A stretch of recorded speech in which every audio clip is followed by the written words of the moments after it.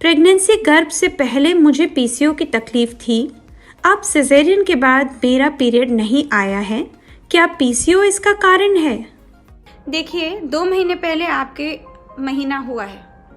कोई भी स्त्री अगर अपना बच्चा पैदा होता है तो गर्भ होने के बाद, डिलीवरी होने के बाद, प्रसूति के बाद उसके महीने जो भी ब्लीडिंग होती है वो 6 हफ्ते तक होती है। उसे पपेरियम बोलते हैं। उसके बाद उसका महीना ऐसे घड़ी की तरह नहीं आता है।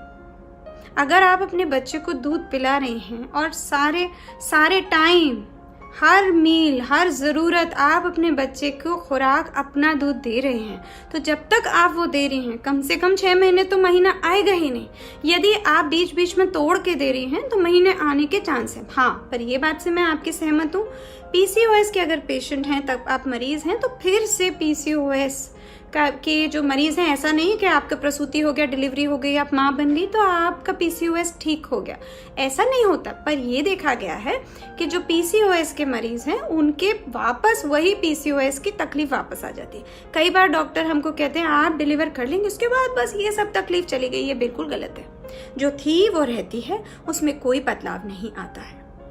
तो अब आपके महीने अगर नहीं आए काफ़ी समय तक बाकी लोगों के कंपैरिजन में, तुलना में, तो आपका पीसीओएस वापस आया है।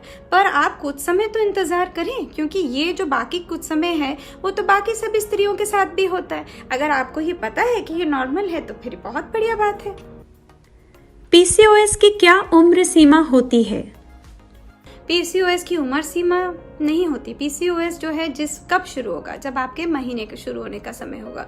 कब खत्म होगा, जब आपका मेनोपॉज हो जाएगा। आप बोलोगे कि नहीं, ऐसे भी मरीज हैं पीसीओएस के जिनको महीने आते ही नहीं है, तो उनको कैसे पता चलेगा उनका मेनोपॉज हुआ है?